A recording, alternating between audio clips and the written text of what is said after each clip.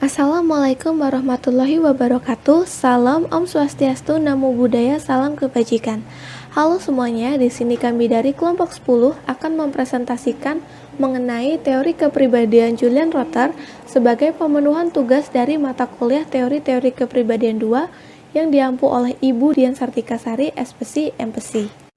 Sebelumnya, perkenalkan anggota kelompok kami yang terdiri dari Albertus Ediatma Revi Gracia dengan NIM 180811068, kemudian ada Putu Sinta Pramudia dengan NIM 210810293, dan saya sendiri, Frida Tribaslina dengan NIM 210810452. Sebelum kita masuk ke teorinya, kita kenalan dulu yuk siapa itu Julian Rotter. Julian Rotter adalah anak terakhir dari 3 bersaudara dan satu-satunya anak laki-laki dari orang tua imigran Yahudi yang sukses yang lahir di Brooklyn, New York pada 22 Oktober 1916. Bisnis keluarga Rotter pernah mengalami kegagalan dan menyebabkan keluarganya mengalami depresi ekonomi. Dari sini muncullah ide bagi Rotter bahwa kondisi situasional sangat penting memengaruhi perilaku manusia. Semasa kecil, Rotter gemar membaca buku dan tertarik dengan buku psikolog karya Sigmund Freud dan Alfred Adler.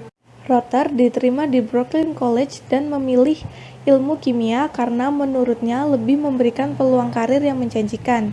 Namun, Rotter lebih diakui dalam bidang psikolog dibanding dengan ilmu kimia dan memperoleh gelar Master di University of Iowa pada tahun 1938 dan memilih praktek klinis di Worcester State Hospital di Massachusetts. Kemudian Rotter memperoleh gelar doktor dalam bidang psikologi klinis pada tahun 1941 di Indiana University dan ia mendapatkan posisi sebagai psikolog klinis di Norwich State Hospital di Connecticut.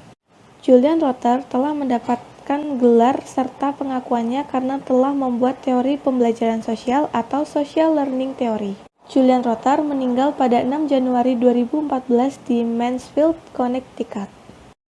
Adapun 5 landasan teori belajar sosial. 1.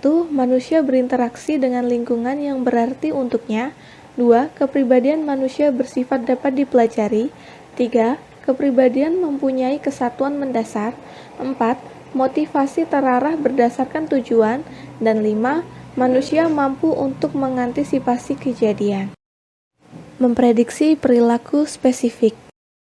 Rotter menawarkan 4 variabel yang harus dianalisis untuk membuat prediksi yang akurat dalam situasi yang telah ditentukan. Variabel tersebut antara lain 1. Potensi perilaku. Potensi perilaku adalah kemungkinan suatu respon tertentu akan terjadi dalam waktu dan tempat yang telah ditentukan.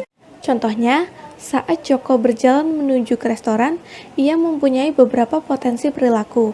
Mungkin ia akan melewatinya tanpa memperhatikan restoran tersebut untuk makan, berpikir untuk berhenti sejenak di restoran tersebut untuk makan dan kemudian melanjutkan perjalanannya, ataupun masuk ke dalam restoran kemudian merampok kasirnya. Bagi Joko, dalam situasi ini, potensi dari beberapa perilaku ini kemungkinan besar dapat terjadi, sedangkan yang lainnya akan berada di antara kedua titik yang ekstrim.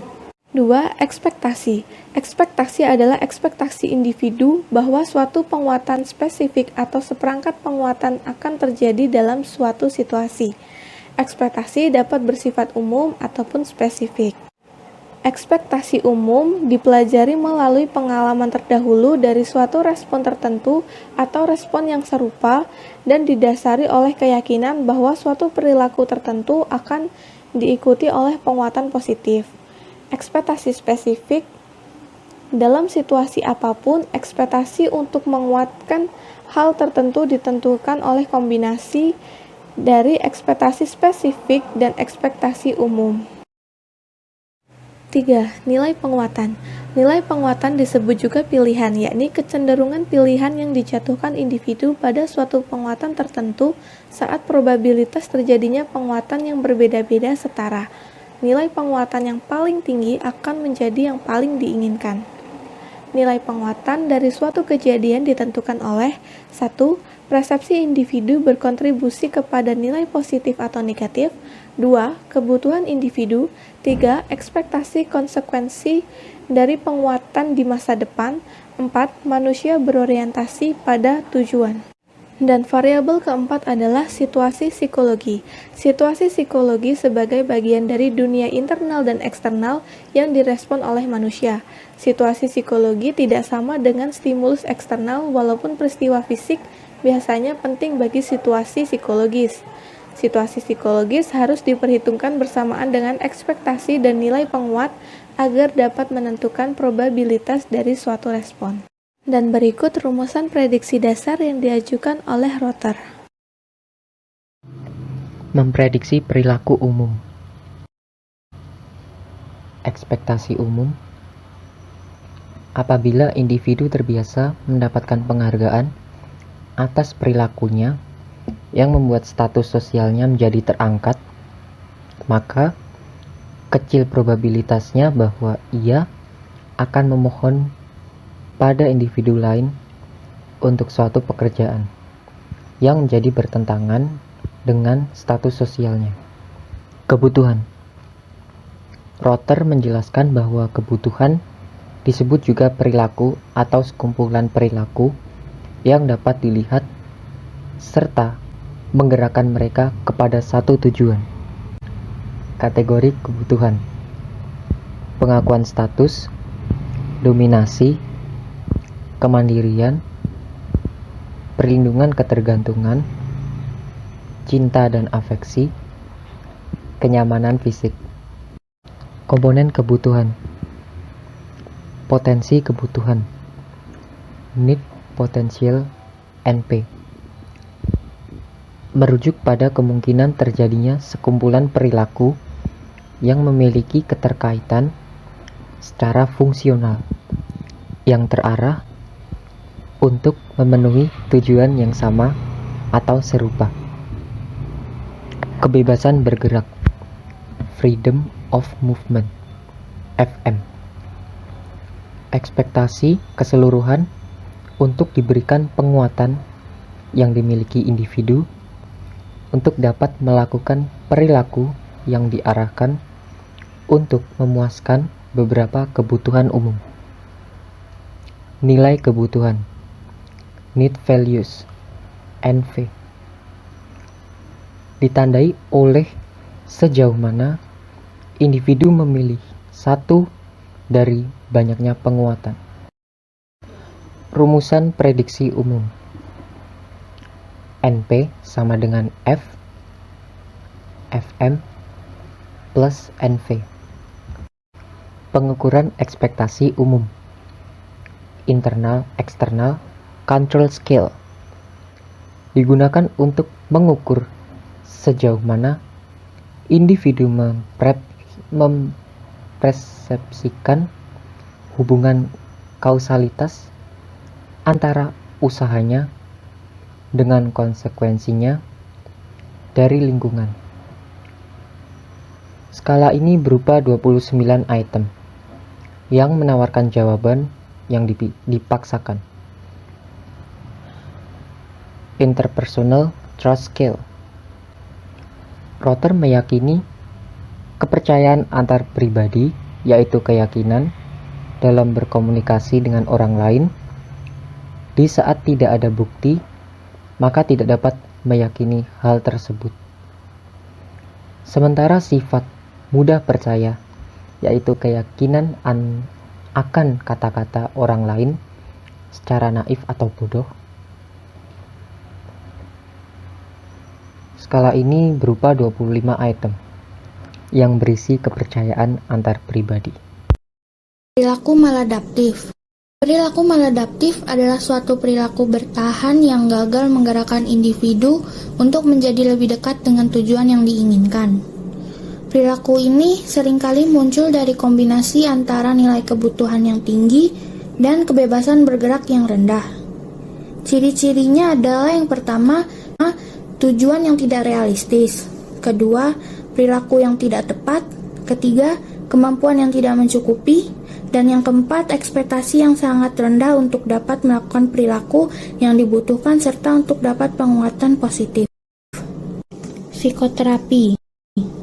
Rotter mengatakan bahwa psikoterapi memiliki tugas, yaitu bagaimana membuat perubahan pada perilaku melalui interaksi antar individu. atau dengan kata lain pembelajaran manusia pada situasi sosial. Secara umum, psikoterapi bertujuan untuk membawa kebebasan bergerak dan nilai kebutuhan pada suatu keselarasan. Dalam psikoterapi, terapis berperan aktif untuk memenuhi tujuan terapu dengan dua cara dasar, yaitu mengubah tujuan dan mengeliminasi ekspektasi yang terlalu rendah atas kesuksesan. Mengubah tujuan. Di sini, terapis berperan untuk membantu pasien-pasien untuk mengerti ketidaktepatan tujuan mereka, hingga kemudian mengajari mereka cara-cara yang konstruktif dalam memenuhi usaha mereka untuk mencapai tujuan yang realistis. 3 faktor yang menjadikan ketidaktepatan dalam pemenuhan tujuan adalah: yang pertama, adanya konflik antara 2 atau lebih dari tujuan yang penting. Contohnya, seorang remaja seringkali memberikan standar atau nilai pada perilaku kemandirian dan juga perlindungan ketergantungan. Pada satu sisi, mereka ingin bebas dari dominasi dan kontrol orang tua mereka. Tetapi, pada sisi lain, mereka mempertahankan kebutuhan mereka atas orang yang telah mengasuh mereka, memberikan perhatian, dan melindungi mereka dari segala hal yang buruk. Dalam situasi yang telah diilustrasikan, terapis dapat berusaha untuk membantu remaja melihat bagaimana perilaku spesifik mereka berkaitan dengan kebutuhan-kebutuhan yang telah mereka tawarkan. Dan kemudian saling bekerja sama dengan cara mengubah nilai dari salah satu atau kedua kebutuhan. Dengan mengubah nilai kebutuhan, remaja tersebut akan secara bertahap memulai tindakannya ke arah yang lebih konsisten dan merasakan kebebasan bergerak yang lebih besar untuk mencapai tujuan-tujuan mereka. Lalu yang kedua, tujuan bersifat destruktif. Beberapa pasien mencoba untuk bertahan dalam meraih tujuan yang sesungguhnya merusak diri mereka sendiri. Hal ini menjadi faktor utama dari adanya kegagalan dan hukuman. Dalam kasus ini, terapis diberikan tugas, yaitu untuk menunjukkan bahwa tujuan yang telah pasien tetapkan memiliki sifat yang destruktif dan memungkinkan bahwa hal tersebut akan mengakibatkan suatu hukuman apabila dipertahankan. Salah satu teknik yang dapat digunakan oleh terapis dalam kasus ini adalah memberikan penguatan positif dalam pergerakan pasien supaya mereka dapat sedikit demi sedikit menjauhi tujuan yang bersifat destruktif tersebut. Dan yang ketiga, menetapkan tujuan terlalu tinggi dan terus-menerus frustasi karena tidak dapat meraih tujuan tersebut. Banyak individu yang merasa dirinya dalam masalah karena menempatkan tujuan mereka terlalu tinggi, dan terus-menerus merasa frustasi karena tidak dapat meraih atau melampaui tujuan-tujuan tersebut. Dalam hal tersebut, tugas terapis akan mengarahkan pasien untuk secara realistis melakukan evaluasi ulang dan menurunkan tujuan yang terlalu tinggi dengan cara menurunkan nilai penguatan dari tujuan tersebut. Dikarenakan nilai penguatan yang tinggi biasanya terjadi karena adanya generalisasi. Terapis harus berusaha mengarahkan pasien bagaimana memilah antara nilai yang berlaku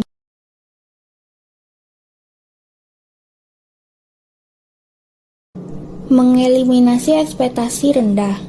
Di sini terapis berusaha mengeliminasi ekspektasi pasien yang memiliki rendahnya kesuksesan dan juga rendahnya kebebasan bergerak.